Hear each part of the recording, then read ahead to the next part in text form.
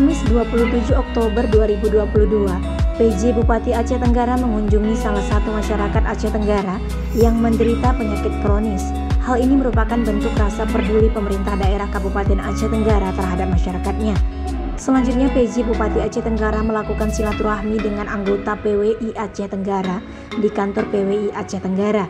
Dalam silaturahmi tersebut, PJ Bupati Aceh Tenggara mengharapkan adanya kerjasama yang baik antara pemerintah dengan insan pers dalam satu tujuan untuk memajukan dan membangun Kabupaten Aceh Tenggara yang lebih baik.